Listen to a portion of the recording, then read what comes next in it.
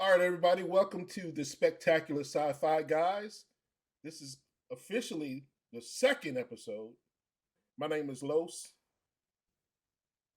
This is Alvin. I'm Sonny. And we are the Spectacular Sci-Fi Guys. We talk about all things sci-fi, TV, movies, comic books, everything, because we're nerds, we're geeks, and we all those favorite things that people love and to make fun of and ridicule back in public. So, how's everybody doing today? I'm doing fine. I'm great. I'm tired. I threw a little birthday party for my wife today, so I'm trying to recoup. Oh, that's nice, Alvin. You're a good husband. What did you do for your wife today, Sonny? I came home. So you did absolutely nothing. Awesome. Absolutely nothing. You did. I came home. Mhm. You did nothing. I really think of what better gift to give. Yeah. Really. Well, I'm the only Horse. I'm here. I'm the only bachelor, so I don't have anything to come home to but a dog, a pit bull who's who's fully fed right now. So he's content and happy and everything. So again, this took a while to get all the gears in motion and everything. One of the reasons we're on Zoom is because we all are in three different cities in Tennessee. We're all Tennessee boys, born and raised in Chattanooga, Tennessee. Alvin is in Chattanooga. My good friend Jordan Slay, he is in where you're in Nashville, but you're in the outskirts. I'm in Smyrna, but it's Smyrna. outside of Nashville, so I'm not able to say Nashville. He's in Smyrna, and I'm in Knoxville. Like I said, we're Tennessee boys, born and bred. And if I move anywhere, it might be Africa or something else. But it's all, other than that, I might stay in Tennessee. Let's stay I moved to Wakanda. Yeah, well, hey, man, I'm you know what the way things is, man. You can get enough money, you can build your own Wakanda over there. So I can be the Black Panther. Well, I'll be the fat Black Panther, but I'll be the Black Panther. I'll be the Black Hippo or something. I don't know. We'll figure it out. Anyway, so like I said, we're going to talk about all things sci-fi. One of the biggest things that's in the news today is James Gunn is moving from Marvel, and everybody knows James Gunn. He did the Guardians of the Galaxy series and everything. So he's leaving there, and he's going to be over the DCEU, which to me is a good thing because they need some fucking guidance over there. They need a lot of They help. need all the help they can get. I mean, Marvel is kicking their butt as far as the movies and all that stuff. And I think the best thing that's come out of there, well, I think it's two of the best things that came out of there is Aquaman and the Jack Snyder cut of Justice League. Those are two of the best things that's come out. I mean, I'm not saying they haven't done anything good because I did like the last Batman movie. Did y'all see that one? I didn't see the last Batman movie. I didn't see the last one, and I will say I haven't seen the Snyder cut of Justice League, but I like the Justice League, and apparently I was blasphemy. Maybe the only one of two that did, but I enjoyed it. Now I'm sure the Snyder cut is even better, and I want to see it. I just haven't had a chance to watch it yet. The Snyder cut is way better because if you look at the Justice League movie, and I think Alvin and I talk about it in our last podcast, in which it hasn't come out yet, but I'm gonna edit it down. It's gonna break it down into a series because it was like an hour and a half long, and I don't want people to sit through that whole thing like that. But a lot of it just felt rushed and it wasn't thought out a lot. Cyborg's character, which is a good storyline, it just felt crowbarred in. It's like an afterthought. Yeah. So they didn't give him enough justice in the original cut. This new cut, which is of course is 4 hours long, which I love it. A lot of people don't look at a 4-hour movie and they run for the hills. I myself, I don't do that because when the Lord of the Rings, the director's cut, when they came out with the three of them, each of them were like 4 hours plus long. I watched all three of them in one day. So it was I sat there over 12 hours on one Saturday watching the whole thing, and that was like Disneyland for me because I like stuff like that. So the more sci-fi you give me, the best. You know what I'm saying? So this Snyder cut, it did it a whole lot of justice. They did some reshoots, re-edits, and did Wonder Woman some justice. You know, broke down her powers and everything a lot better. So if anyone who hasn't seen it, you really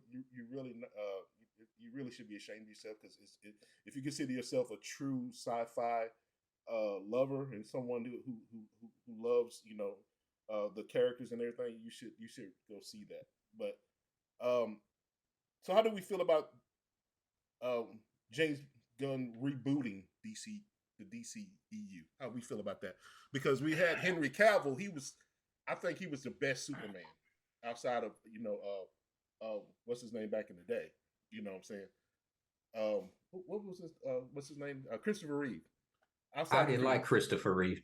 I mean, I liked it for what it was. You know what I'm saying? I mean, honestly, that's the only Superman that we know of, movie wise. Yeah, Christopher Reeve, movie wise, yeah, movie wise. He embodied the golden age Superman, right? The golden age Superman of when Superman was just the super good guy. Mm-hmm. You didn't see a human side. It was just a superhero, and he's always going to be good. Right. He wasn't gritty or anything like that. That's what Christopher Reeves embodied. Right.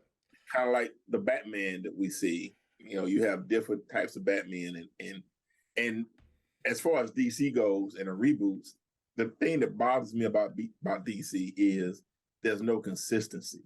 Right. In that movie.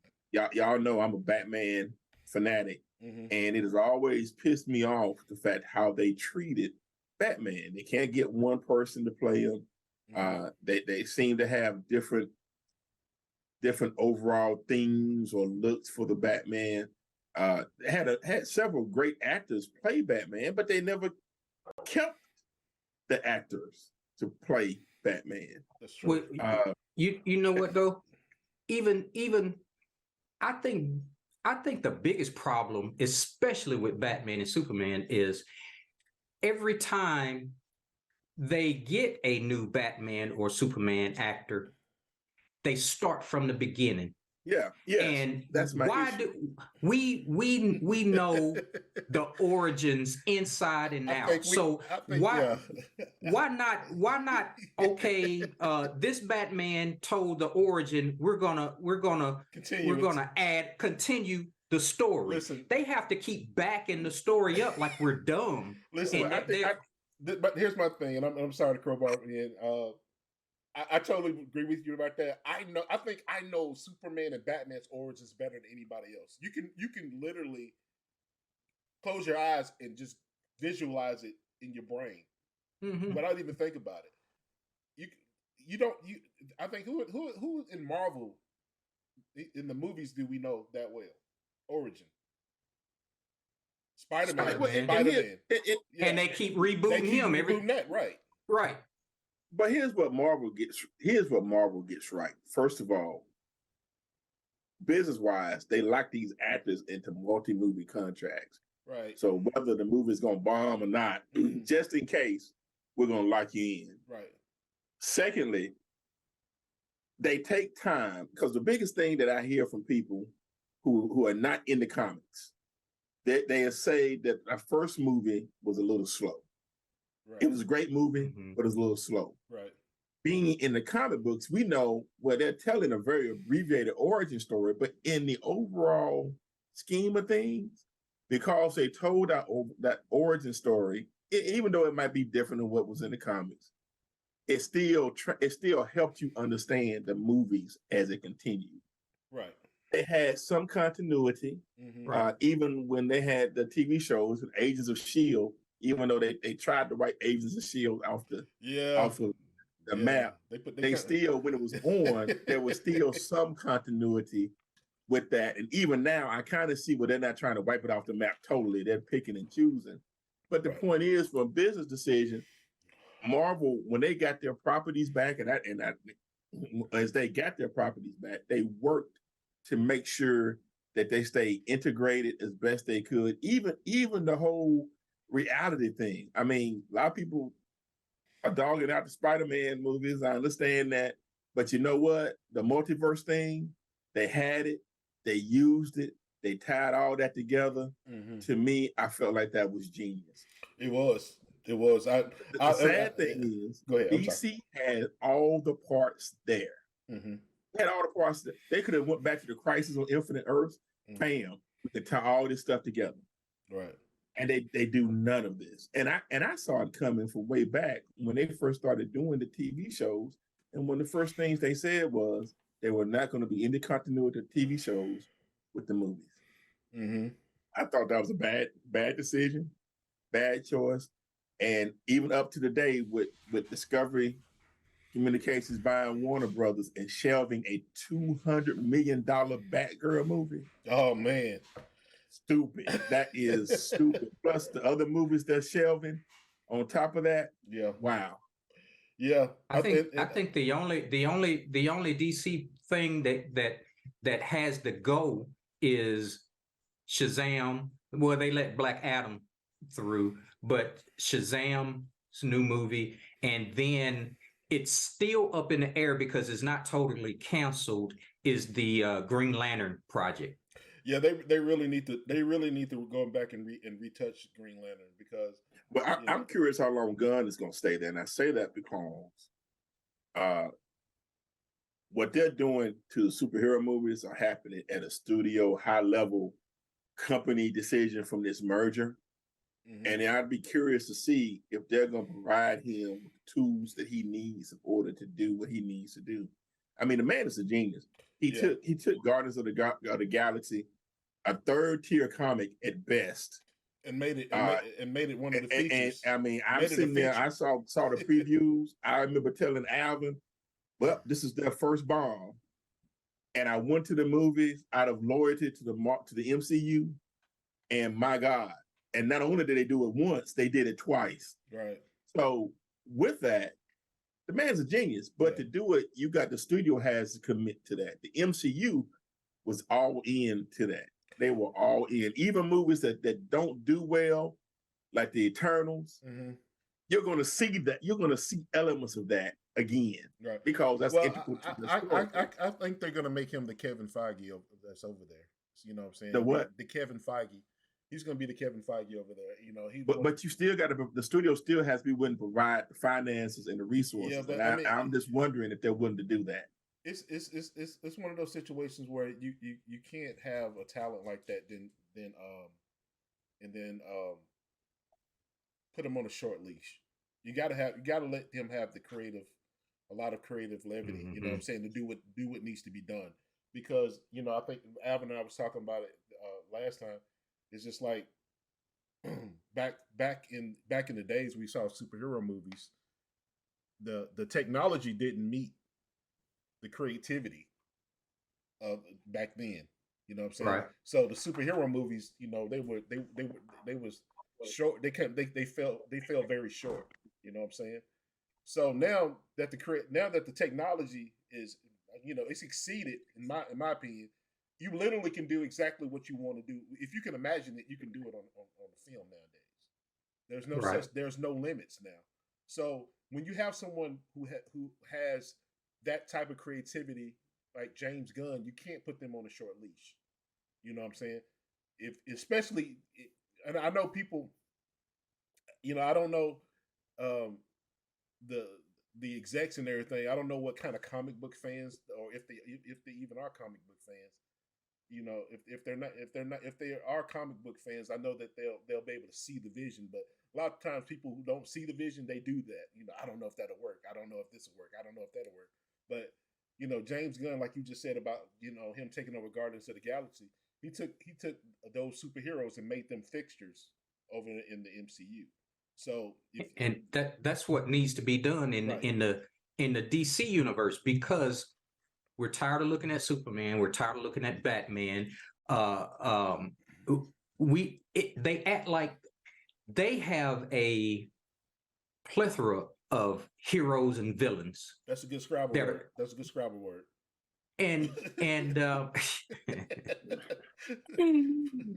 but I taught him well. These 4, 5, 6 heroes get all the movies. Yeah. And it seems like They can't hold it. They can't hold it all up themselves. Right. I don't know if they can't hold it all up themselves, but you get. I've physically gotten tired of looking. Just like I was saying, every time you bring them out, you got to start it over. Right, and that's what's going to happen now. So and then where they did Marvel and DC correctly, Marvel correctly is they play to a bigger villain in Thanos. He wasn't just worldwide, he was galaxy wide. Right. And you have right. that aspect in DC to bring all of these characters together. Right. Because the when you just make a standalone movie with not the possibility, it's almost like take the Blue Beetle for it. I'm just grabbing a hero. Right. You take the Blue Beetle and you put him in a standalone movie. How do you work the DC universe if it's just a standalone movie? Because this could be a one shot. You see what I'm saying? Right. How do you progress the DC universe if you're not going to include the DC universe? Right. Right. And my biggest thing when they brought out that Justice League fiasco is you put him up against a lackey, and I'm like, what is this? Yeah. Another thing with the Justice League movie is the formula that Marvel used before the Avengers was they brought out Iron Man and they brought out some other characters, and it ended up being the Avengers Initiative. Right. And you wondered what that was. I mean, if you're in the comic books, you knew what it was. Right. But they kind of hung it out there. Yeah, they didn't bring the Avengers out there. They built intrigue. They built it up and still let you understand and experience the stories of some individual heroes. All DC did was we knew Batman. God, we knew Batman way over and over again. Yeah. And remember, I'm a Batman fan. I love Batman. Yeah. We knew Superman, which, by the way, that first Superman story was really just a remake of Christopher Reeve, one of Christopher Reeve's Batman. Superman movie. Superman's right. But then they just took all of them and put them together, and you really had no backstory for anybody else because Wonder Woman hadn't come out yet. That's the first time you saw Wonder Woman was in Justice League. Mm-hmm. I feel like Wonder Woman should have came out first. Right. And then being included in Justice League. So there's no... DC had the formula all wrong, which is sad because they had the blueprint. Even when Marvel was doing Netflix, when you had Daredevil, Jessica Jones, Iron Fist, and Luke Cage, Punisher, and Daredevil, Punisher, right? Even though they were excellent standalone shows, but every once in a while they gave you an Easter egg to let you know that you were still in the Marvel universe. Right. Oh, well, they had somebody over there in that neighborhood. They were bringing the Defenders together. Right. I mean, everything that Marvel has been done with purpose. Now, when you look at DC, it's like, let's throw this out here and see if it'll work. See what happens. Yeah. And there's no plan. I mean, I think the beginning because the Incredible Hulk with Ed Norton was really the first Marvel movie, and it was the first Phase 1 movie. It should be the first, and that was the only movie where we didn't know what the hell where it was going. You know what I'm saying? Yeah. When Iron Man came back, and then they started doing the end credits and all that other stuff, we was like, oh, okay. And like you said about the Avengers initiative, because I think in Iron Man 1, that's when our first first appearance of Nick Fury in the end credits, when he was talking, when he was going to talk about that, the Avengers initiative and everything. That when you see that, it built the entry. You say, okay, now they're going to do more and more and more. Then Iron Man 2 came out, and then I think the next one was the Thor movie, and it just kept rolling on like that. So, right. And I mean, what movie that has you sitting there waiting after the credits to see, and not only after the credits, but then after that to see what happens. I mean, I'm in the theater waiting until the lights come on. Yeah. So, okay, I guess we're done now. And not only that, if there's no after credits, you kind of like, okay, this sucks. Why? Yeah. You disappointed. I tell you another thing. They literally invented. Nobody waited to see the 30 seconds after a credit. Yeah. Nobody did that before. And what gets me about the DC universe is and listen to this. Well, let me ask you. I haven't hold that thought for a minute. Did y'all see Black? You saw Black Adam. You all saw Black Adam, right? I hadn't seen Black Adam yet. You haven't seen it? No. The after credits on that was pretty good. But go ahead, Adam. I saw the after credits. I saw. I know what happens. Right. But what I was about to say is, what also makes Marvel Universe amazing is they started this movie production without even having the rights to all of their characters. Right. DC's characters are all DC's. Right. Yeah. Everything's in house. So they don't have no excuse. Everything is in house. But Marvel started this thing, and they knew that, like with the X-Men, okay, we can't use this name or that name. Right. Yeah. With Spider-Man, they made the effort to partner with Sony. Right. And I think in some ways Sony understood. They saw what was happening over here, and said, you know what, they're doing it. Yeah. Let's just go ahead and partner with them. And now that they bought the Fox library and got the Fantastic Four and X-Men back into the fold, right? I can't wait to see what they do with it. Well, I think hopefully is no more Fantastic Four movies that we can use only as a cozy. But I think when you speak of that, I think one of the best thing that happened in regards to that and bringing everything together is Disney buying the Marvel rights, the cinematic rights. That right there was because with the Disney name and how big they are, they have a lot of leverage to pull all that stuff in.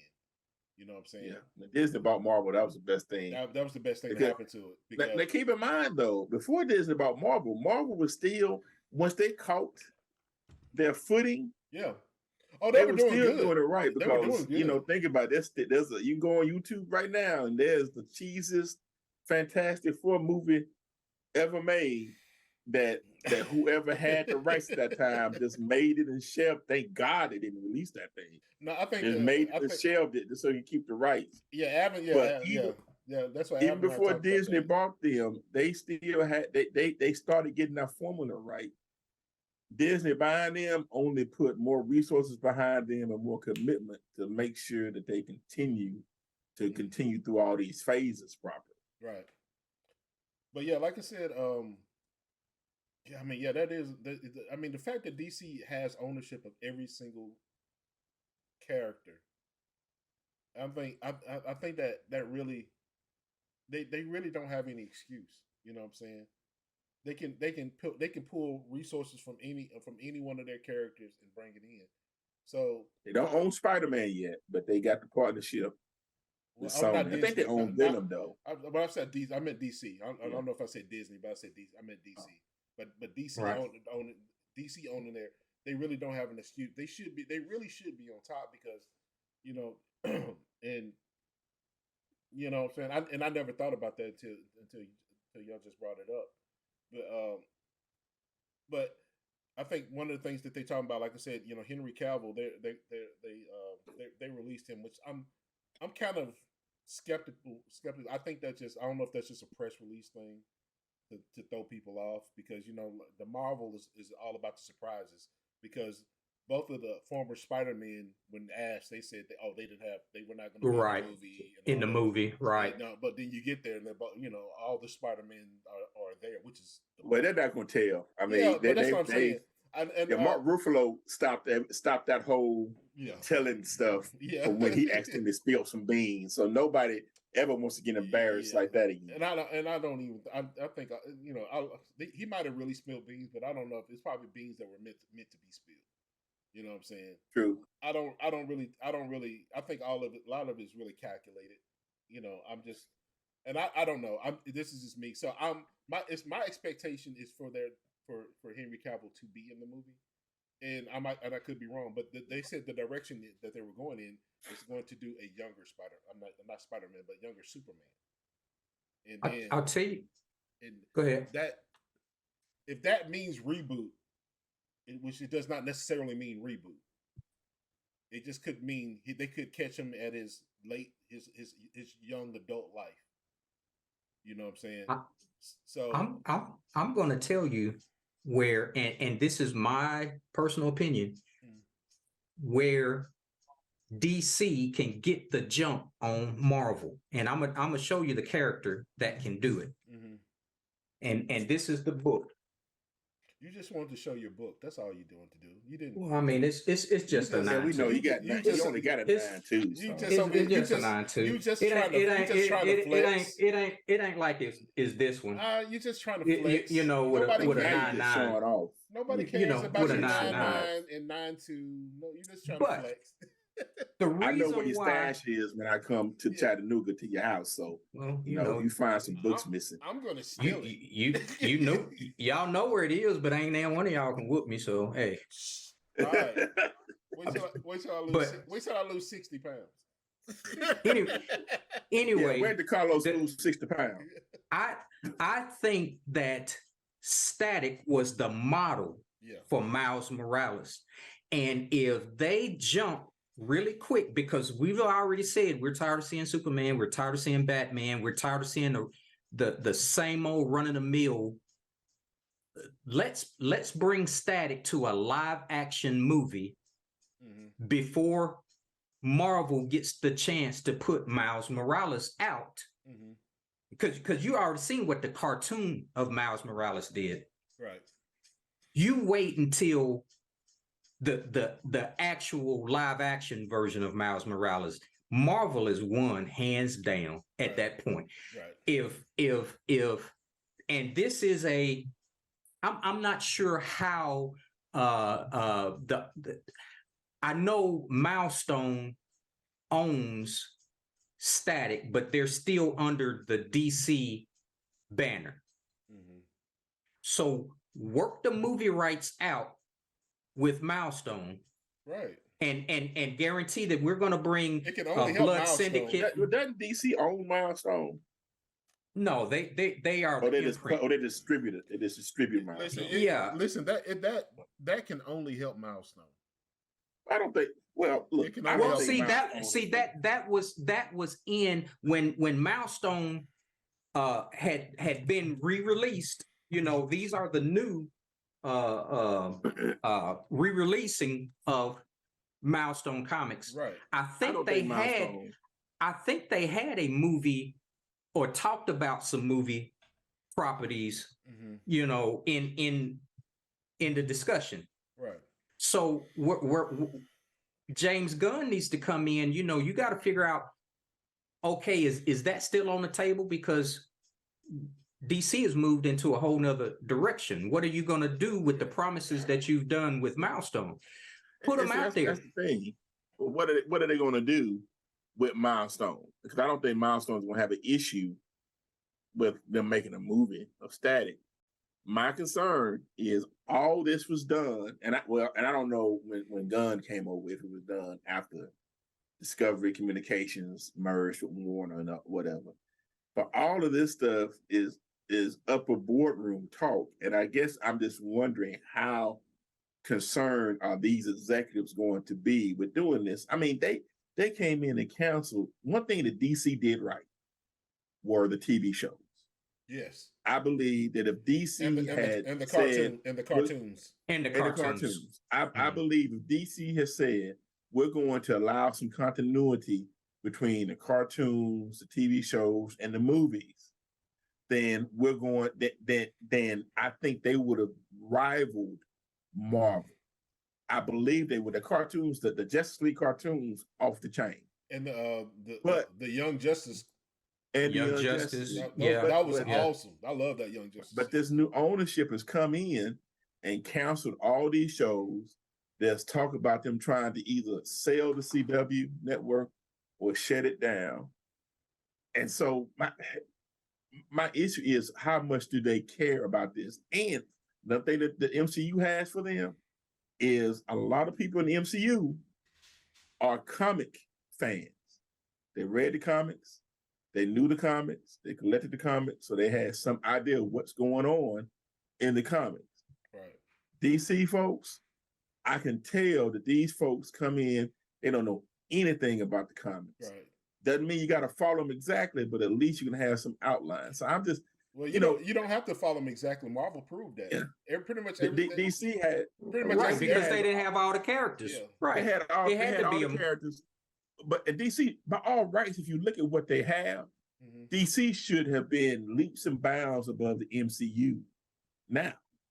Right. And when you got all the ingredients, but you still making a messed up meal, I'm just concerned with, how well you're going to handle what you got. Right. I like the food analogy. That's awesome. I think they're afraid of being considered a copycat, because just like we're talking and just listen up to what I'm saying, just like we're talking, Marvel has put a formula out there, right? And we're saying, DC's can be profitable that way because they got a multiverse, they got a right.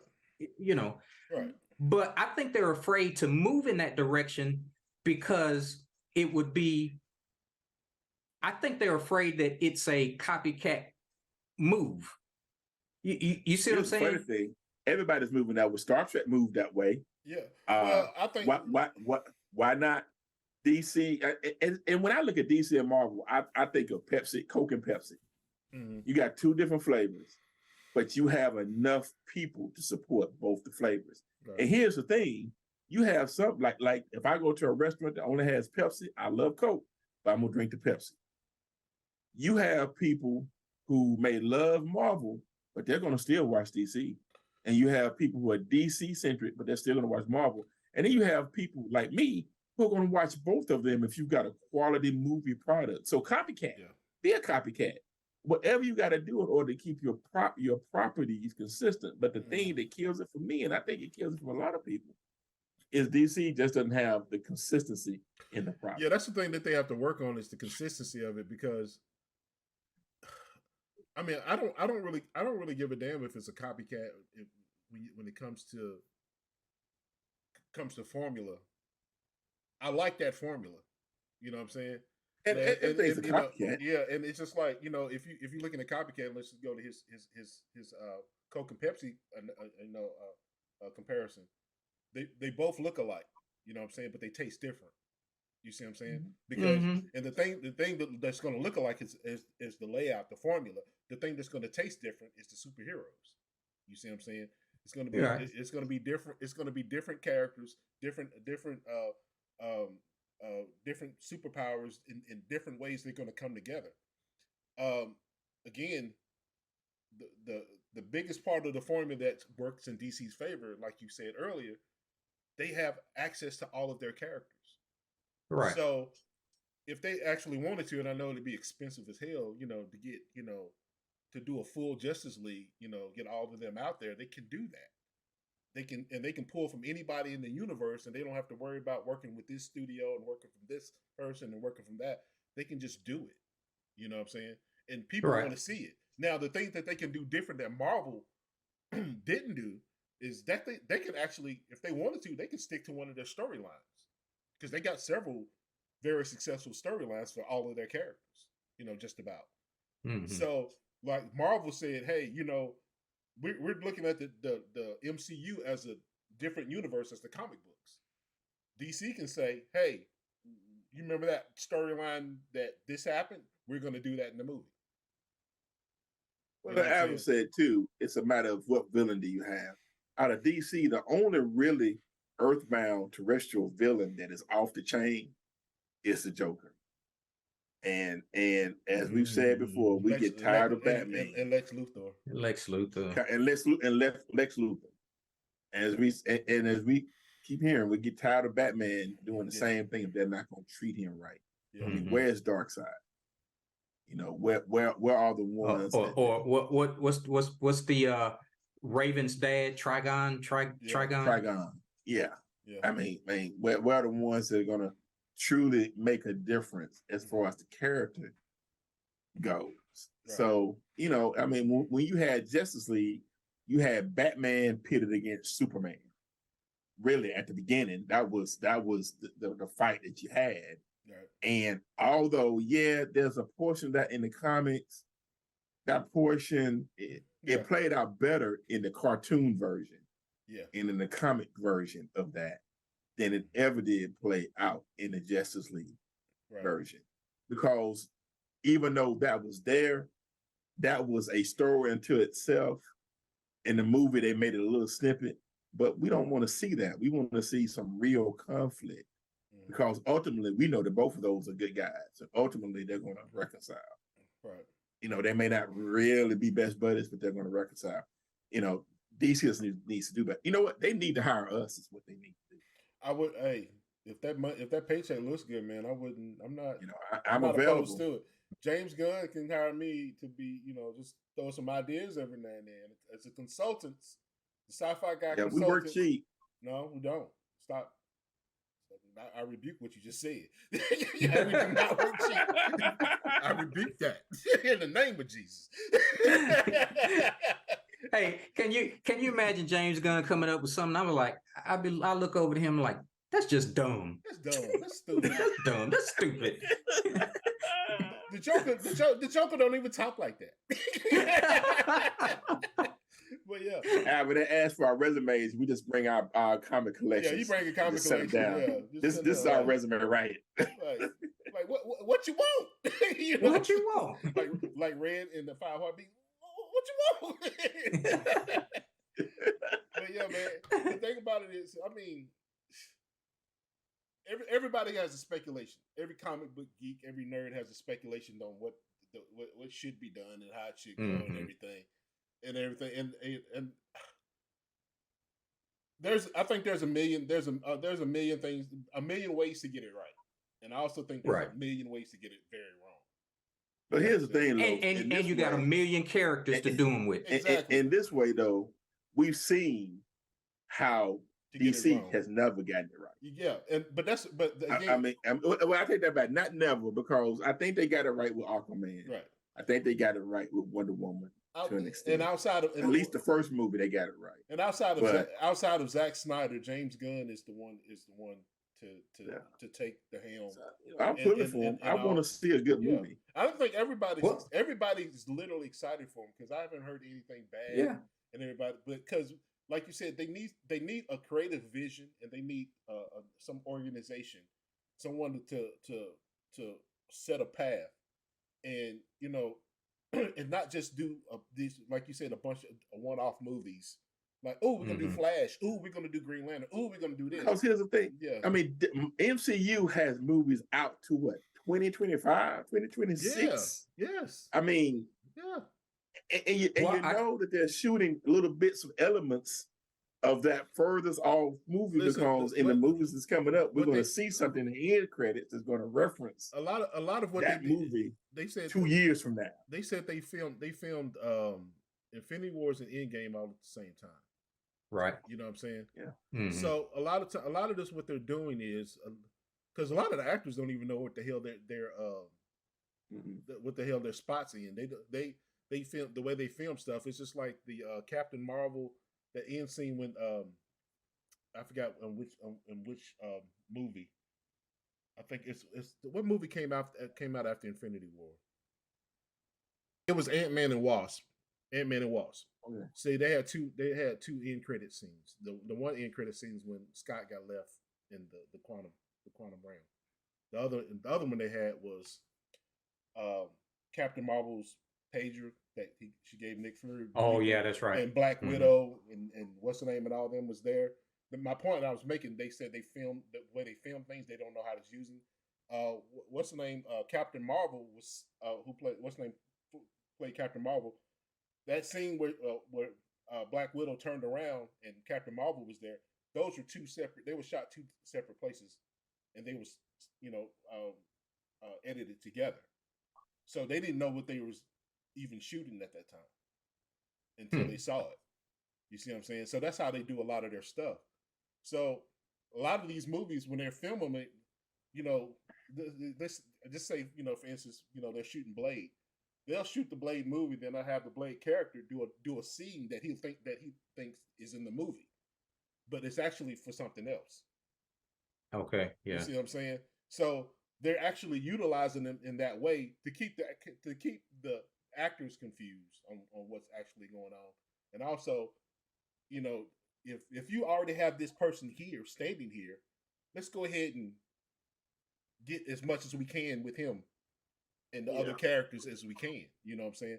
So they're simultaneously filming, 3, 4, 5, 6 different things at the same time, and then spacing the stuff out. And that, if you ask me, that helps a lot with the continuity of storyline. You know what I'm saying?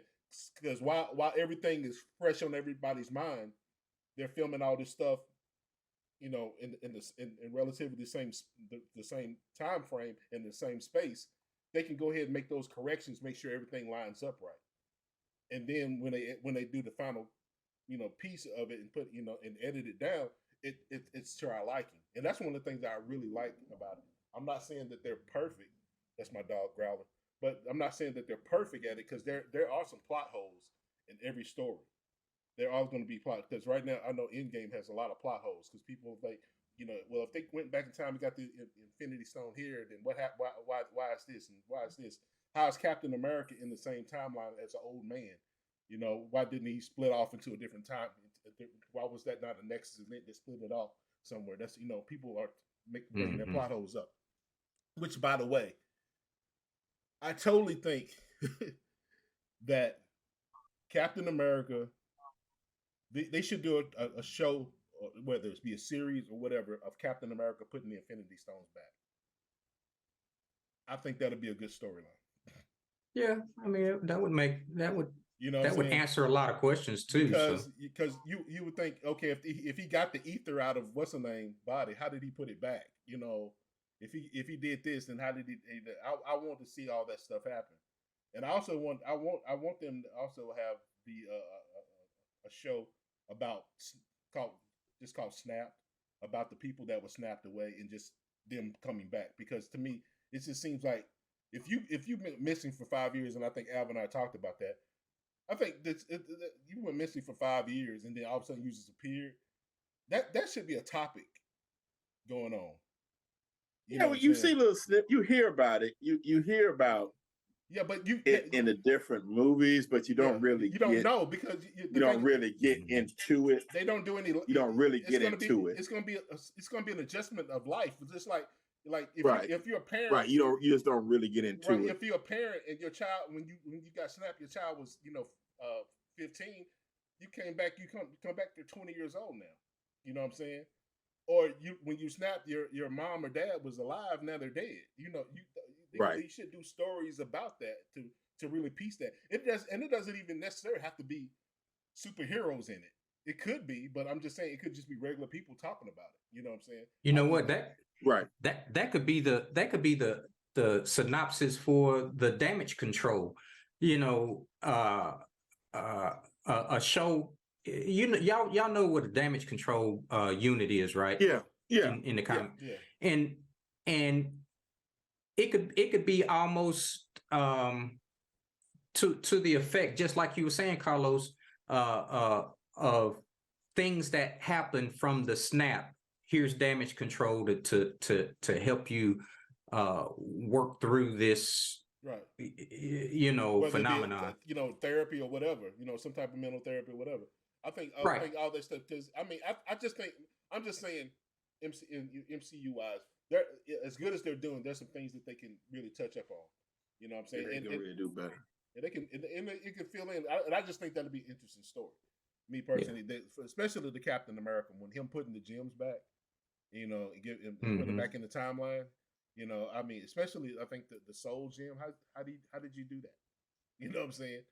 All these different things, you know, which they had complications getting. How did you put it back in there? I think those if they get Chris Evans, if they get him to play, reprise that role again, that would be a good storyline. And interesting enough, they would have to be put back in a specific order, because you would probably need one gem to help counteract the effects of this gem, like the space gem and a reality gem. You probably have to to get it back. All we know is they just got put back. We just don't know how. Yeah, exactly. So I getting back to the James Gunn part of this discussion.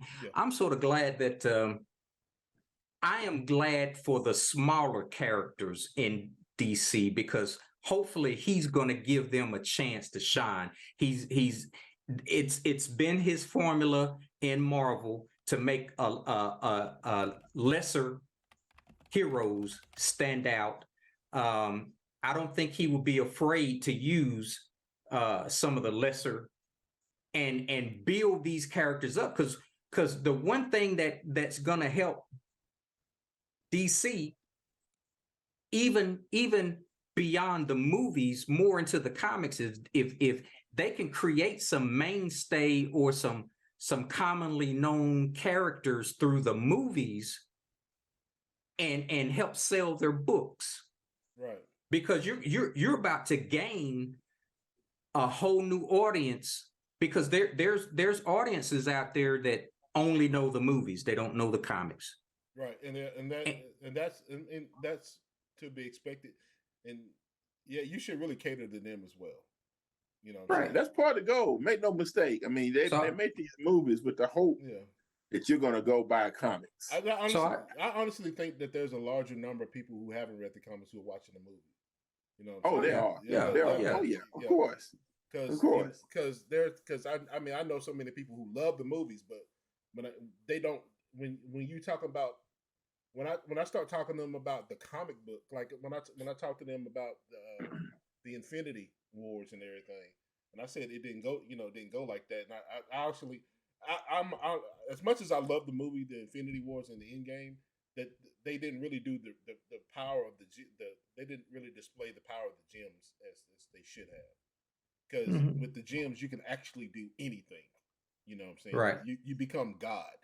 So just reducing it to a snap that, either brings people back to life or kills them, it's just, it's kind of. Well, I think that's what it did, though, Los. I mean, because you think about that power to snap, and instantly half of the people in existence just go away. I'm speaking to the ignorance. That's the implication. Right. I'm speaking to that kind of power. I'm speaking to the ignorance of people who haven't read the comic books.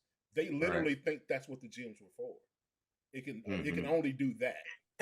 and for that, what I get caught up in is having to explain that to folks who've not read the comics. Right. They kind of think that it might be one-sided like that, and then I have to explain the fact that these gems put together are all powerful. Right. Which is why they were never put together. Right. That's why what's his name?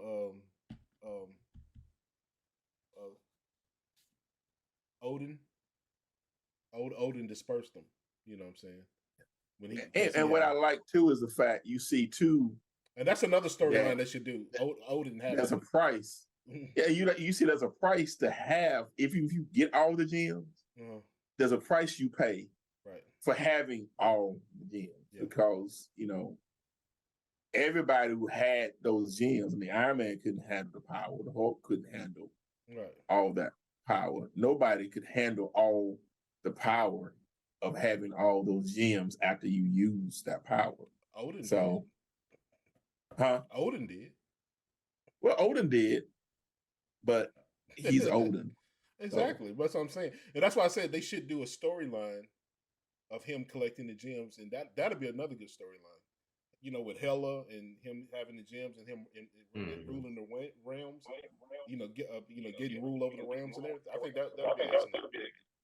So that'll be good. That'll be a good storyline. I think I'm coming through on somebody's side. So I think we discussed the MCU and the James Gunn to a large degree, and I know we're gonna have a larger discussion later on, especially you know, as the movies and everything come out. I want to move on to like TV series. Like, what sci-fi series are y'all watching right now? I'm getting geared back up to Star Trek. You get the Discovery? The next Picard is supposed to be coming out the last season. Last season of Picard pretty soon. I've only seen the first 2 episodes of the first season. I finished the first season, but I hadn't watched the second season yet. Okay, I'm 4 episodes shy of the second season. I watched everything except that. Okay. I will suggest y'all watch Strange New Worlds. Strange New Worlds is off the chain.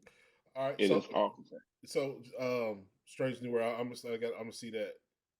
You have the shirt on, Sonny. How did you feel about the Mandalorian? Oh my God! Great series. I'm speechless. Yeah. I'm speechless. You know, I'm a big toy collector. Yeah. Hasbro, when they came out with the he's talking about he's talking about sci-fi toys, not adult toys, by the way. Yeah. Well, when they came out with the series, those things they came out with the spaceship for the Mandalorian. Those things were $350 a piece. I bought 2 with the intention of selling one to pay for the other one. I have not sold the other one yet. I could, because they're worth about $800 now. But I mean, that Mandalorian show is just, I'm speechless watching it. Mm-hmm. It is what Star Wars needed, and it told a story that needed to be told. And then the whole Boba Fett, the book of Boba Fett that came after it. Oh my God! Yeah, that Boba Fett was nice. That was a good movie. I mean, series. But Boba Fett is hard. He's a hard dude. Do y'all by any chance? And you haven't been watching any Star Wars on the Disney Plus, have you? No. So we have the although I did watch the Mandalorian series. So we have, but I hadn't watched any of the other. So I'm on the Disney Plus, which I think they're kicking ass because they're supplying me with all my sci-fi fix. Everything. Mm-hmm. I purposely don't watch things so I can binge it. You know what I'm saying? Because I'm really not a fan of episodes coming out every week. I'm over that. Put it all out at one time. Let me binge it and let me live my life. You know what I'm saying?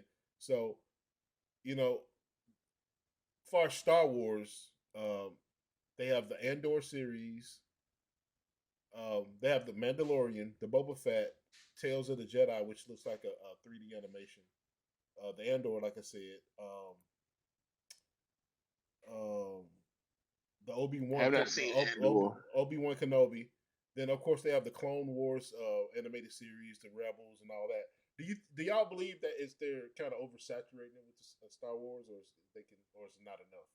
How do you feel about that? I think personally that as long as there's stories to tell, and there are a lot of stories to tell, I think they're fine. The only thing that I get mixed up in is where in the timeline to place the shows. Yeah. That's the only thing that's a little confusing because Star Wars is not linear. I mean, even when the movies came out, the movie we saw was really, the first movie was really what the second movie. Third movie. Yeah. It wasn't the first movie that was supposed to have been done, and so the whole continuity piece gets kind of confusing. But as far as the product, I mean, this is something that's been going on a long time. I mean, it's been needed for a long time because that Star Wars universe has been built up longer than probably most sci-fi universes have been. It's been one of the most intriguing. I mean, I know that for those of us who don't read the books, I have a lot of friends that read the Star Wars books. And the Star Wars books really builds a lot of this universe. You know, when Disney bought it, they kind of redid the canon a little bit, and any books that were kind of pre-Disney kind of got tossed. And I'm sure that pissed some people off. Because when it comes to Star Wars heads, man, if you don't do it right to the T. But George Lucas was mad enough. I think he sold most, if not all, of his stocks in Disney because he was not happy about that. But I think they've kissed and made up since then. So, well, I mean, to go to your timeline order question, if you go on Disney Plus, they have Star Wars in timeline order. So from episode 1 all the way up until the most recent thing, which is the as far as movie wise, it's a few things here because they have the Boba Fett series and everything in here, but they have everything here. I mean, if I can go over it real quick, they have the Star Wars episodes 1, 2, and 3. They have they have Star Wars episode 1 and 2, then they have the Clone Wars final season, then episode 3, the Bad Batch, Solo, Obi-Wan Kenobi series, the Star Wars Rebels, the Star Wars Andor, the Rogue One, episode 4, which was A New Hope, Empire Strikes Back, Return of the Jedi. Then they have the Mandalorian series, the Boba Fett series. Then they have Star Wars Resistance. Then they have Force Awakens, Last Jedi, and the Rise of the Skywalker. So that's the timeline. So I mean, for anybody who doesn't understand the timeline of it, I think that's one of the things that Disney is. I love the fact that they put that in timeline order because they did the same thing with the MCU. They put it in timeline order and when you look at it, because some people because that a friend of mine, she asked me because her and her son they started watching it. She said, "What should I watch in the timeline order?" I said, "No, don't do that. That's for geeks like me. if you do it like you'll be confused. So watch it in the release order." Because the nice thing is once I know the timeline, my mind can put it where it needs to go. But I think if you kind of geeky and you're into it, you can do that. I mean, everybody can't do that, but the movie, everything stands on its own. So what I'm about to say in Star Wars, that's not necessarily true. In Star Wars, that's true for the MCU. You'll get confused if you watch it in timeline order in the MCU. In Star Wars, if you watch in timeline order, it'll probably make more sense to you, because I know people who don't watch, who are not Star Wars fans. They don't understand how A New Hope is the 4th episode. You know what I'm saying? So I'm like, well, why don't I just watch the first? Well, none of us did when we first saw the movie. Well, I understand that. But none of us understood that, and nobody asked. Yeah, nobody asked. We just liked it. We just loved it. But as these movies came out and then it started, things start falling into place, we start looking at it different and everything. So, but I there's a lot of these series and everything like I said. I've watched. I think I've seen everything but the last episode of Obi-Wan Kenobi, and I haven't seen any of the Andor. And which one? I haven't seen any of the Andor. I've seen the Bad Batch, but of course I've seen the Mandalorian and the Boba Fett. Everything is good. It's just it's hard. It's hard to consume everything because, like I said, I feel like when I'm doing in Star Wars, I just feel like I'm diving headfirst into the ocean, in the deep end of the ocean. Well, with Star Wars, the storyline's so rich. I mean, you've got 40 years of Star Wars. I mean, so it's Star Wars is a little different, even a little different than Star Trek. Even though Star Trek came out before Star Wars, there's not as much Star Wars. There's not near as much Star Trek as is Star Wars material as it is Star Wars. So when you look at Star Wars, you're talking about 40 years. I've seen that. I've seen all the books and novels. I mean, I had a friend of mine. He had a bookshelf that just filled with all of them. And he read every one of the books. I said, "There ain't no way in hell that I'm that's all hard. those books. It's just not. I mean, I didn't get to see Star Wars until at the movie theater until it came out in the remastered version. Because when Star Wars first came out in the 70s, as much as I love science fiction, I was too young to go to the movies myself, and I didn't have anybody who would take me to the movies. I mean, Of course, I seen the original version, but the remastered version, of course, that's when I went to the movies to see A New Hope, myself. So, I mean, I think all of us, I'm 50. I'm a little younger than both of y'all. So, so going to the movies to see that was I wouldn't have comprehended it anyway.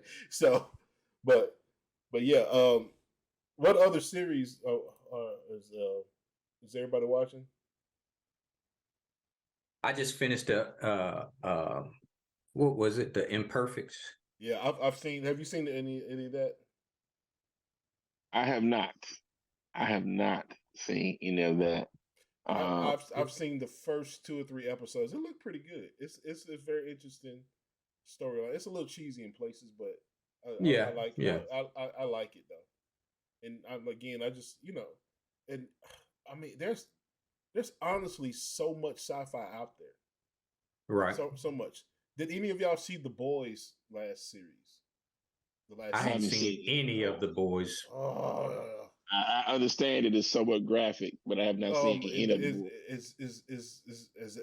It's just as good as it is graphic. Yeah, and from what I understand, is a more realistic view of superheroes. Right. It shows it shows them as fucked up people. Yeah, which is good. They're not goody, and it just shows them as fucked up people. They're full of flaws and everything. So now, has anybody seen any of The Expanse? I tried to get into that, man. I just I got into it while it was on Sci-Fi Channel for a little while, and Sci-Fi has a habit of having these great series and then just killing them for no reason at all.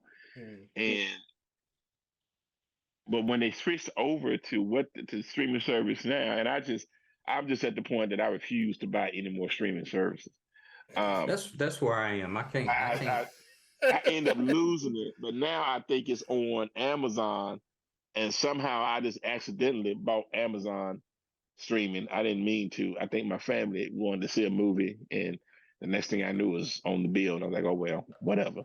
You accidentally entered your credit card in, and so, but with Amazon, Amazon don't care. If you click on it, whoever's credit card is on it is what's going to get charged. Exactly. So, but I think I'm going to try and get back into The Expanse from where I left off, because I like that series. It was a good series. That's when it switched over to a different area. I just wasn't going to buy another streaming service for it. Did y'all see the Lovecraft? I didn't. God, man, y'all missing out on a lot of stuff, man. Because that's one that that's what happens. That's what marriage does to you. You end up not being able to watch a whole lot of sci-fi. Lovecraft Country, is it? What is Lovecraft Country? Yeah, Lovecraft Country.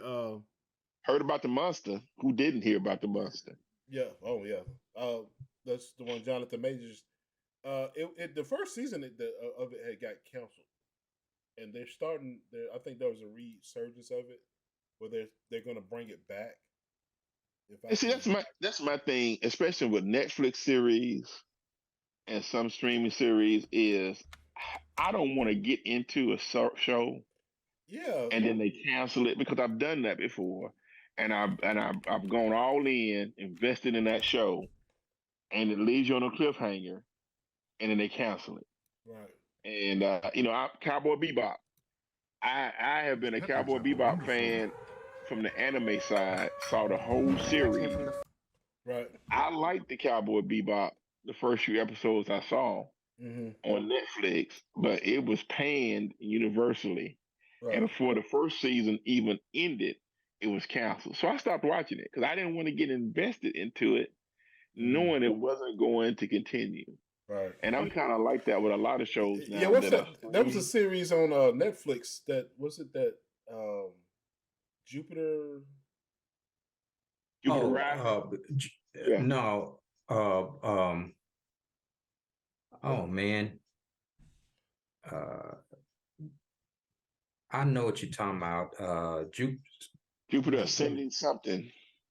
No. That was a movie.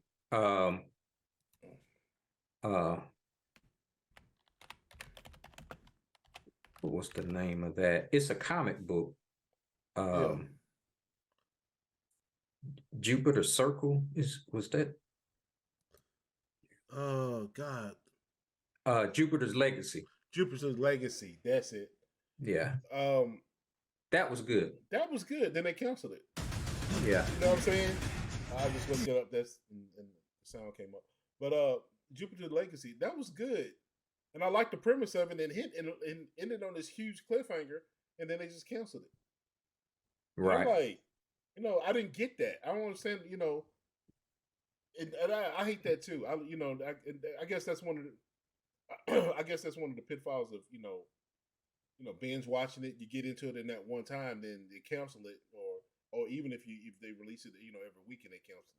But it seems like on some of these streaming platforms, the life expectancy of some of these series is short. And it gave me flashbacks to Sci-Fi, to the Sci-Fi channel, back when they used to have this big build-up of all these new series they would do during the summer or the spring. Mm-hmm. And little did I know that there were really pilots, limited runs to see how people would like them. I'd get all into them, right, and then they would keep none of them, right, and they were all just great shows. Even the shows they kept for years and then just ended. Mm-hmm. But at least I kind of know that's how the Sci-Fi channel is going to do. When you get to Netflix or whatever, there's no rhyme, no reason. I'm sure they have some algorithm they use, but their shows will be critically acclaimed. You'll see all these people that are watching the shows, and then they just say they're not coming back. Right. And that was one or two of them that they said would come back, and they changed their mind and said they weren't coming back. And so I just hate being invested in a show like that, right, and then it just leaves you hanging. Yeah, that's what I don't like that either. It's just like if I think they should invest in like 2 or 3. I understand you got to do the first series, see people like it, but if it gets a good buzz and it streams well, then I don't know. I don't understand the business behind it. But I will say this: I do think streaming has helped some, because I don't think I'm a big Star Trek fan. Yeah. I honestly believe that if Discovery had been syndicated on regular television, they've been gone. It would not have lasted. It would not have gone a long time. It would have lasted 5 years. Yeah, and it was a good show. I mean, Enterprise was a casualty of that. Enterprise was a great show, and they rushed it through that last season and instead of giving it a good 5 years, one more season to close it out. So the streaming has done a lot for Sci-Fi. It has done a whole lot for Sci-Fi. I think we've seen a lot of shows we wouldn't have got to see. I think we would have seen, Mandalorian. I do not believe, as much as I love the Mandalorian series, I do not believe it would have made it as a movie. Yeah, it was. And so it's in a format that we can, this bite-sized format that we can enjoy, that we know. I mean, the only way it would have made it as in the series is if he, because I think the Mandalorian in the actual movie was only in the movie like what 5-10 minutes. He wasn't there long. Yeah, it wasn't there long. And think about the length of the episodes on the streaming services. The length of the episodes are about 45 minutes.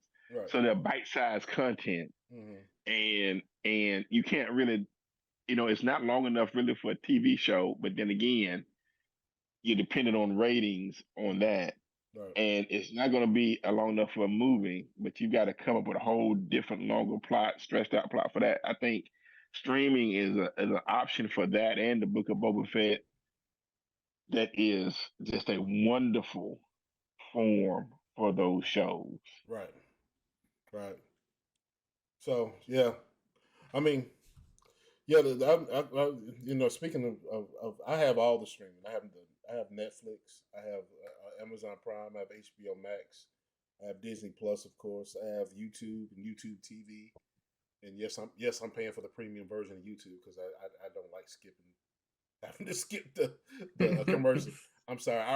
I'd just rather pay to see the whole thing. Well, what else I have? Come on.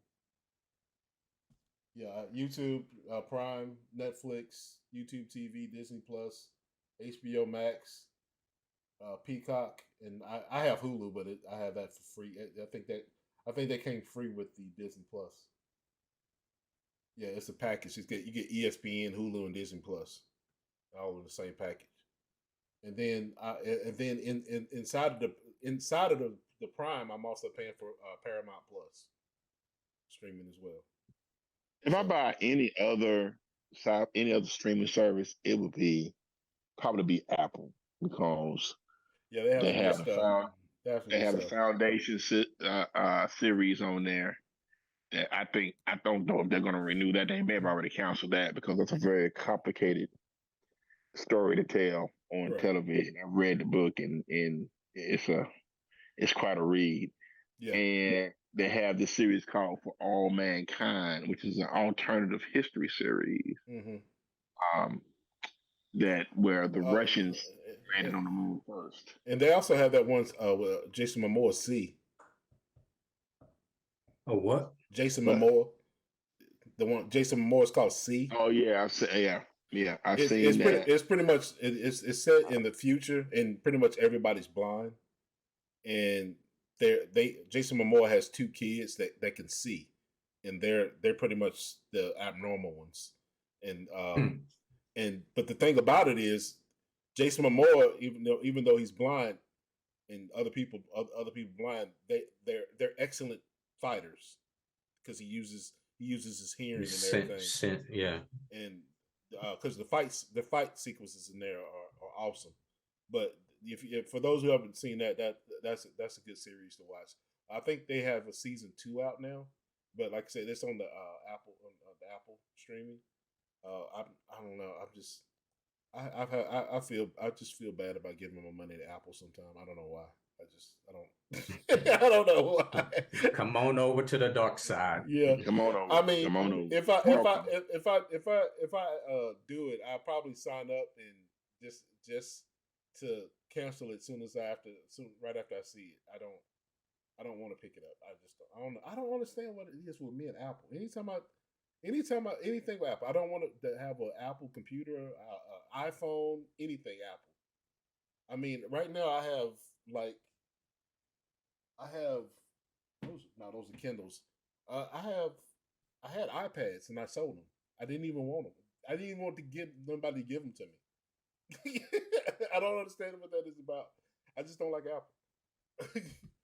So I guess that's my geeky quirk. I mean, I'm an Android PC guy. So my problem with Apple used to be built-in obsolescence, but with their computers. But their computers now, the last laptop I had, it was reliable for about 10 years.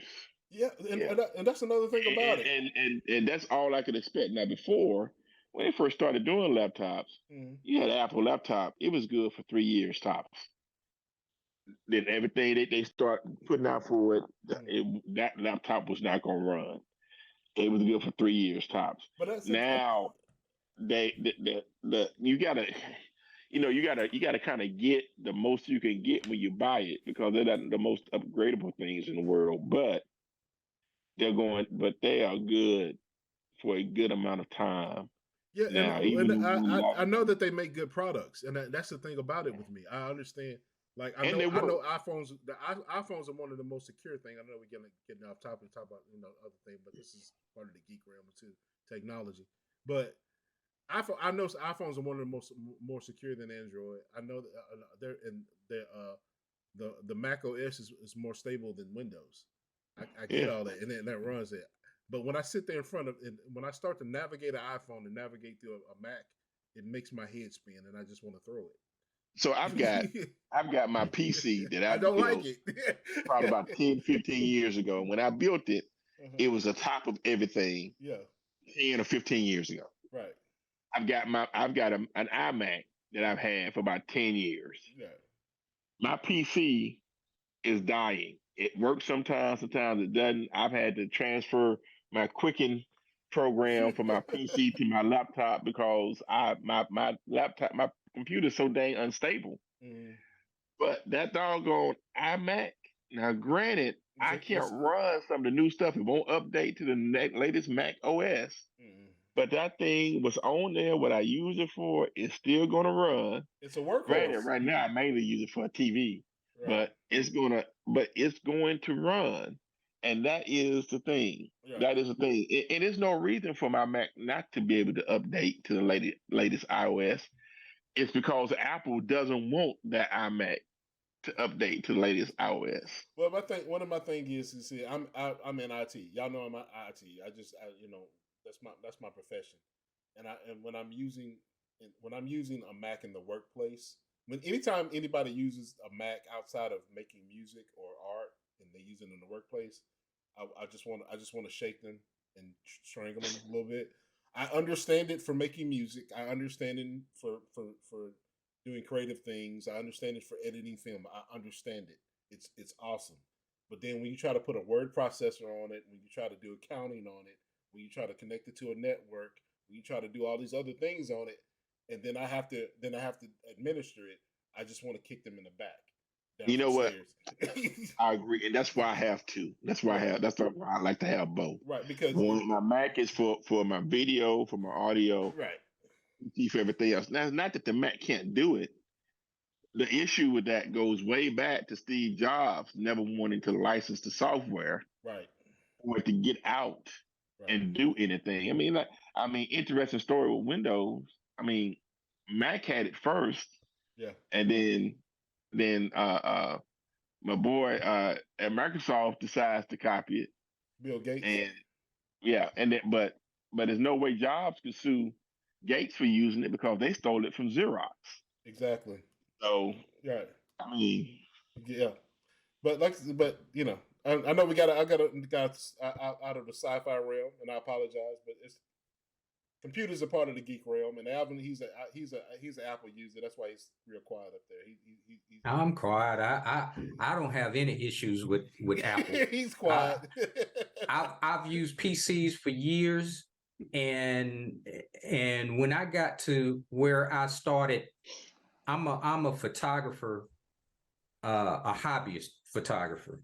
No, you're a professional, my dude. Yeah, he's saying he's hobbyist, but you're professional. You see his pictures. You're being way too humble right now. Yeah, way too humble. And too cheap. Yeah. When I started the editing process of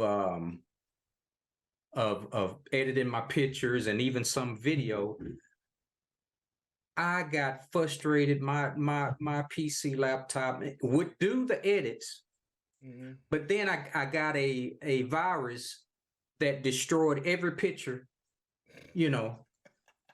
and at that point I was like, never again. And I went to Mac and have not turned around. I have no issues, no. That was your fault. Well, I don't care. I wasn't buying. I wasn't buying protection every year and having to update this and that. The edits is so simple. Click of the button. It made my workflow amazing. So people got issues with may have issues with Macs. I don't have an issue, and when I hear people complaining about Macs, I just stay quiet because I get where you're coming from, but that's not me. I love them. I love Mac. I mean, if Mac, the problem, the only reason Macs aren't used in business is because the industry does not cater the software to Macs. I think Macs are That's more not of the a. reason. That's not the Well, what's the reason. reason? What's the reason, Lois? The reason is because, like you said earlier, Mac was wanted to be unto themselves. Well, they did want to be under this, but still, so as when IBM and taking over the PC world and it blew up, they refused to conform. Yeah, but the software is not done to cater to them because, for example, I like Word. You have this wonderful Office suite for PC that gets upgraded regularly, or now they're making you do 365. Yeah. But you don't have that kind of constant revamping for the Mac version of software. Even with Quicken, which is what I use for finance, got this wonderful software for the PC that's upgraded regularly and watched, but the Quicken for the Mac looks totally different. And if I put software, if I try to keep my finances on the Mac, it's gonna take me forever to try and transfer whatever files I have over to my PC. It's just a PC world. It's just I'm left-handed, but I live in a right-handed world. That's the way Macs are. Macs are Macs, but they try to live in a PC world, and that's just not going to happen because you're not the only IT guy that feels the way about Macs like you do. I hear that from a lot of IT guys, and I get it because they're just not the acceptable norm for business. I get it, and plus, PC stuff is cheaper. On top of that, PC stuff is cheaper. It is. It's cheaper, but the thing about it, I mean, it's more plentiful. But it's like when I worked at Discovery. I worked at Discovery Channel. I worked in the IT, and I worked at the help desk. Man, anytime like all the editing people and all of the art people and everything, they all use Macs, and I dread it when they called. I dread it. Anytime they called that desk, I dreaded it. But the thing I have to say is when I remoting into their computers, it's easy. I don't like the navigation. I just don't like the fact that I don't know. It just seems like the best way I explain it is when you're using a Mac and a lot. It's like when you go bowling and you have those guardrails up, and it's like bowling with the guardrails up. And then a lot of people say, the Mac OS doesn't like you getting into a whole lot of and that's what, but whole lot of stuff. So when people say that, then I say that they say, yeah, but you'll never get a gutter ball. I say, yeah, but you also never really learn to bowl. Yeah, well, I mean, you learn how to bowl with the guardrails down because you learn how to angle the ball and stay out of the gutter. But for what Mac is excellent at when it comes to music, photos, and art, I don't care about the guardrail on the iOS. Well, it should be straightforward. Everything I need is in the program, right? They've already developed, and stuff like that. It should be straightforward. And that's why it's great for that. It should be straightforward because when you open up, like, because I use Adobe Premiere, I use it on my PC. When you open up Adobe Premiere, there's so many things you can do in it, and you need kind of guardrails up in order to focus you into doing your project. I understand it with that. I understand it with music. Like I said, I understand it all that, but that's not the only thing I use my computer for. I mean, I use it for gaming. I use it for technical stuff. I use it I use it for so many things, and when I navigate on the Mac, it's just it makes me want to scream. Yeah, well, yeah, Mac is not going to let you do all that unless you are a seasoned Mac developer. So Mac is not going to let you do all that. I'm gonna escape this conversation before I blow a gasket. I'm gonna leave it alone because it's giving me I got post traumatic stress from all the Mac calls I used to get. I have two people at my job that use Mac, and every time I call, I swear to God, I just want to put in my notice every time they call. So. But it's all good. It's like I said, it's straightforward and everything. But hey, I love all the Mac users. For those, if you're a Mac user and you're watching, I love y'all. Please don't hate me. We love you too, Carlos. No, I don't. Y'all don't love me. Y'all don't love me, especially when you call me with a problem. You don't love me. This is a one-way love. This is very toxic. All right. So I think that's about it. I think the last thing we need to touch on is the comic books. What's hot in the comic book world right Who? Miles Morales in Marvel.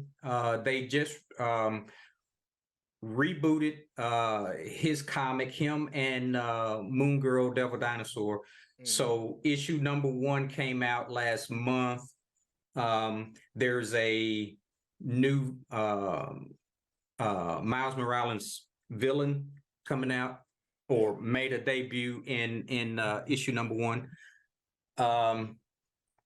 With the Moon Girl, Devil Dinosaur, I think they're gearing up toward the cartoon, the Disney Plus cartoon for it. So, you know, if you're going to have a show out, you need to have a book out to correspond with whatever new fans that you might gain.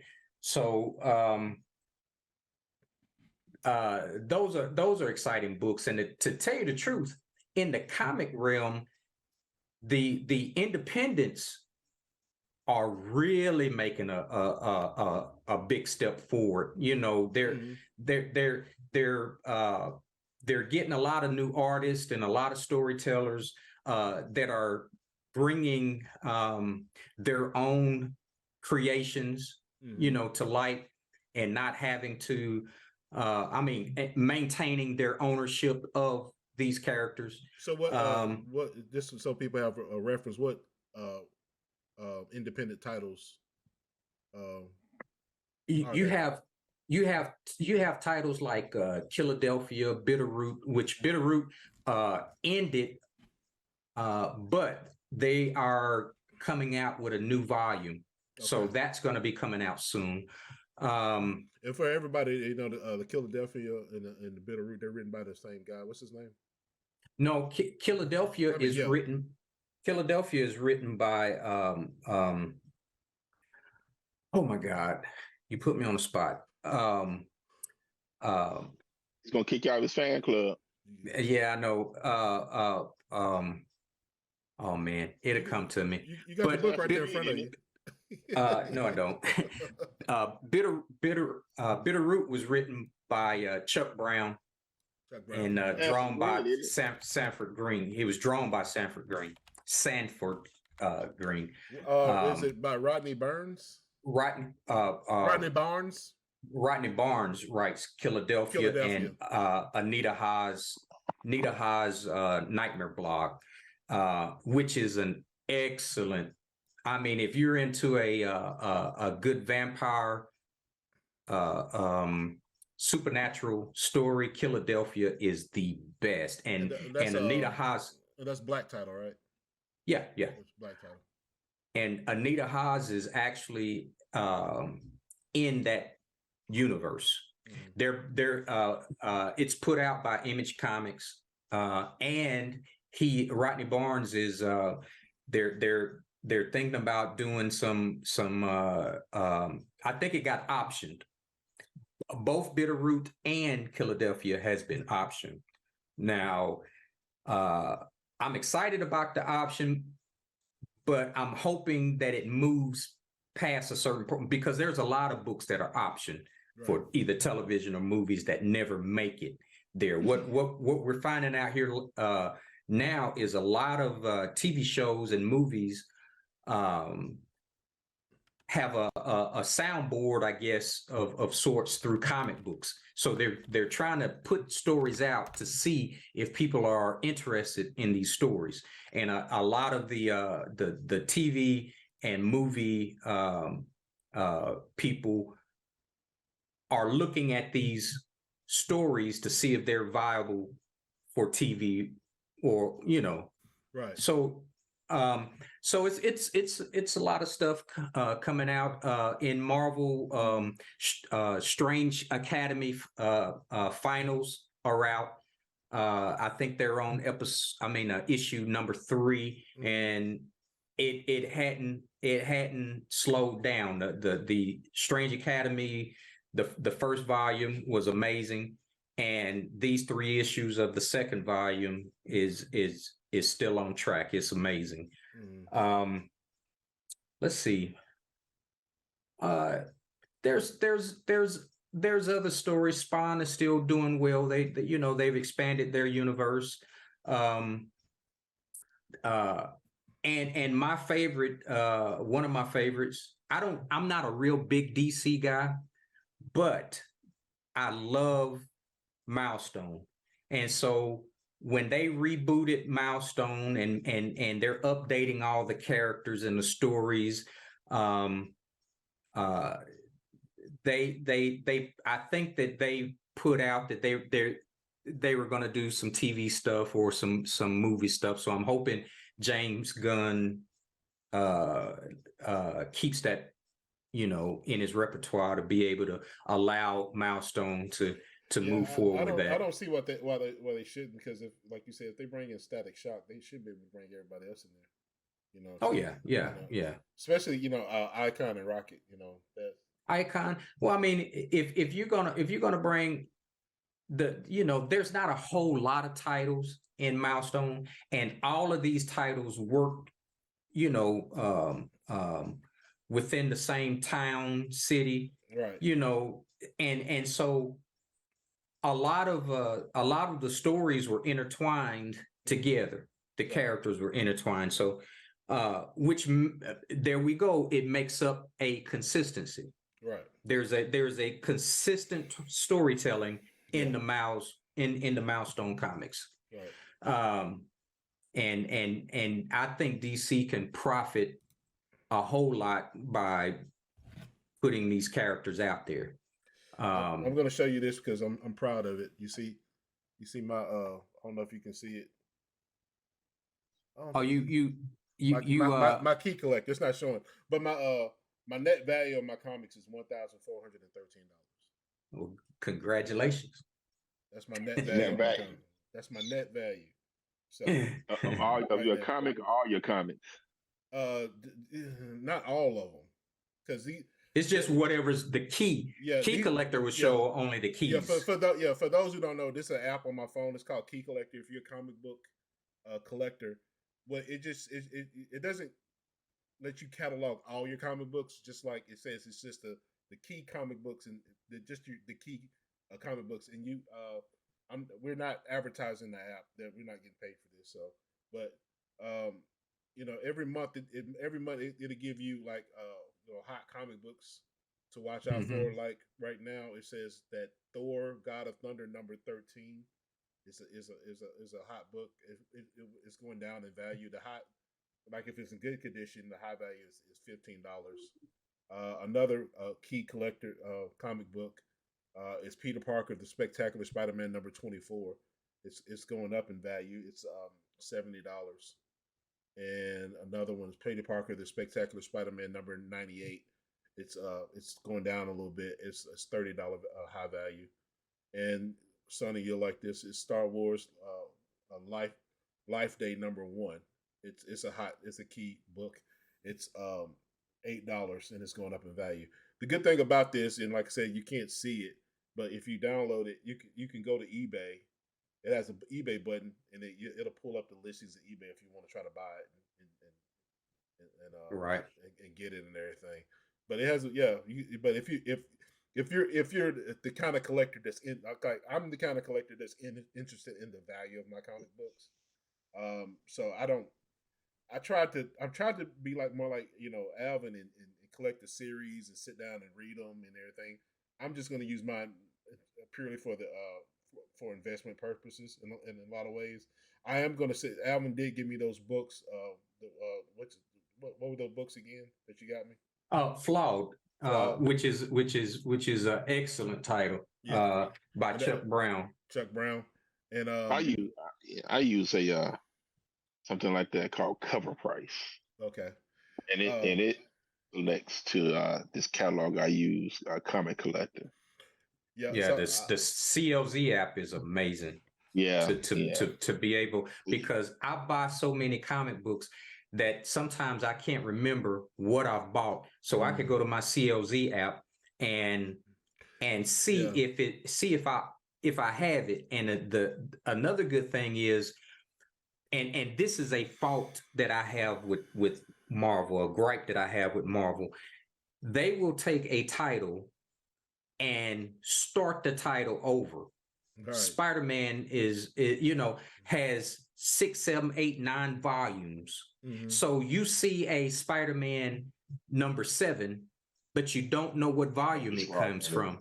So you can actually take the CLZ app and it will show you every cover, Right. even the variant covers Mhm. and everything in that volume. And you can go volume 1, 2, 3, 4, 5. Yeah, I probably have to get that because I found myself because I haven't bought I haven't bought any comic books in about 3 or 4 months. I slowed down for a few reasons. But once I decided to get back in it, I'm because I found myself when that Thor rebooted and that Thor came out again. I was buying 2 and 3 copies of the same book, and I was Same book, you know. So that's one of the reasons why I got the Key Collector, because I thought the Key Collector was. I actually thought the Key Collector was going to do that, help me keep track of all my books. But I like the features that it does have. But I need to get that. Cover price tells me I've got my collection is worth about 16,000. Although I don't believe it's worth that much, but no telling how much his collection is worth. Yeah, I don't have. I was happy with my 1,400, and you just had to. I know, so he just had to step on your. Man. I mean, I can't. You see how haters are. You see how haters are. You just can't let a brother shine just for like I know, 5 right? minutes. 5 minutes. I mean, come on. Yeah. No, but I'm here. Like if I decided to get back into it real heavy, because I think I think for the last couple of years it's been sporadic. But now I just decided to step back altogether. And there are some books that I am reading. Like what's the book that I have? Invincible. Invincible is good. Yeah. So I don't have the comic book. I have the graphic novel of that. So I don't. I mean, first of all, if I sit there and try to buy each comic book, my God, I wouldn't be able to pay Invincible number 1. I wouldn't be able to pay my mortgage. So Invincible 1 is high dollar. Yeah. So and also I'm living. I have that that fear of missing out. So I keep FOMO. Yeah, and I have that. So every time I see a number 1, I pick it up because I don't know. That's what Marvel did. Yeah. That's why they keep starting the titles over, because more people buy the number 1 issue. Right. So what they do is, okay, we're going to run this to 10, 20, 30 comics. Right. Then we're going to start it over. Right. Because at that point they feel like people will buy number 1. Yeah. And that's one of the things that, like, again, we're not advertising for Key Collector. We're not doing anything like that. It's good to have apps like that or resources like that, because you can sit there and have a bunch of number 1s, and some of them. And I know what you got. You'll pay $5 for it, and 3 months later it's not worth $2. So, or it could be a number 1 and not even be a key. Yeah, that'd be a key. So the best thing to do, just as an advice, because like I said, I'm bad at it myself. Just do a little research on it first. And I understand you have to be, your reaction has to be quick. You have to know what's coming out, because there are books that have come out, and the day that they come out, the sticker price might be $4 or $5, but because of the anticipation built up behind it, the book on the day it comes out, it's $20 book. Right. So, all the time, every week. Yeah. So, but even if you pick, but even in that, even though it's a highly anticipated book, you pay that $20, and all of a sudden, the heat falls off of it, and it's back to $5 again. So that's why and this is my advice to people that want to. You have 2 types of people into not just comics, but collecting anything. Right. You have those that are collecting for monetary reasons. I'm going to buy it and flip it. That's me. And that's you. The advice to you is know when to sell. Right. Because if you keep something too long, right, then it drops. It always has. I mean, the market is like this all the time. And then you have the pure collector who likes to finish runs. That's me, and is actually reading the titles. Right. That's me. My thing is, I have books that are worth money, and you know, I can grab books that are worth money. Right. You know, these books are $200, $300, $400 a piece. But I won't necessarily sell. And my mother asked me all the time, said, "You got any books you want to sell that you can sell?" Because I have sold some books and to help me with the down payment on my house. Oh yeah. And my mom went with me on a trip that I delivered some books to. And every so often, because she's lacking a couple dollars, she says, "You ain't got no books you want to sell?" I says, "Nope." I says, I got books that I can sell, but they're my books. I don't want to sell them. Right. And so in a real collector really won't see, they'll see a book rise up to a certain part, you know, a monetary value, and be like, okay, this book done hit $500 or $1,000. That's great. And in the same breath, that book will be dropping, and that book is $200 now. I'm like, well, great, I own it. I still got it's still completing my run. Right. You know, so a real collector won't let price determine whether they're going to keep the book or not. Yeah. Now I have had books to where I've traded that, you know, I've traded a certain book to get a certain book. I do that all the time. Because I sometimes I get into the funk of, well, I've owned this book long enough. I want something else now. Right. You know. I don't get it. You what? I don't get into that funk. You don't get into that funk. Well, I get into that funk. I've traded books, and you know, books that Sonny might be looking for, and somebody that I know that has it, I'm like, okay, well, he wants this right here. I'll do the trade just to give Sonny the book, because if I get in my mind I'm going to trade the book, evidently I don't have a whole lot of attachment to that book. Yeah, I was looking at this one right here because I have this book right here, this Black Panther, and this is the Hans variant. The Hans variant, right? Right. So I purely bought this for investment, and this was I don't know if you see the price. I can't see it. $14.99. Oh, $14.99, right? $14.99. I look here on eBay. It's $40. It's selling for $45. It's as high as $80. It's as high as $90. But I paid that. Now, you know, would I be like, hey, I could sell it for that? I mean, maybe, it depends. But I mean, I would. Somebody wants it bad enough. Yeah, somebody wants it bad enough. Yeah, but I mean, because the thing with comics, you know, you could get a comic at. You know, sometimes comics go up before they even hit the stores. Right. And unless you got it in your box, right, in your pool box, you won't get it like that. You won't get it at that price at all, because that's why I was looking at that flawed price on it. Because that's why Alvin, he got me the flawed. I couldn't find it anywhere. You know what I'm saying? Yeah. And they partly because it's a limited run of them. You know. No, I think sometimes it's because it's a black title. It is not a mainstream title. If you look at black titles, Philadelphia Bitterroot, Flawed, Nita Haas, a lot of the stores will, because they don't sell a lot of that book, they won't order that book. I know for a fact that my comic book shop, I'm the only one that gets Bitterroot in Philadelphia. Yeah. Nobody else. Plus the fact that when I walk into the comic book store, they know me. And it's not because I'm there every week, because I'm not. It's because I'm one of the few. The particular type of books that you buy. And the kind of books that I get. So when I come in yesterday, when I went and got my books, I walked in, I was on the phone. I walked in, they looked up, saw me, and they pulled my box already because they know what I had. So they know exactly what you're right. They know what I have, and so I'm the only one that's going to get Bitterroot. When they had that 1 in 50 or whatever, I couldn't get that because they're not going to order that many copies of it. Right.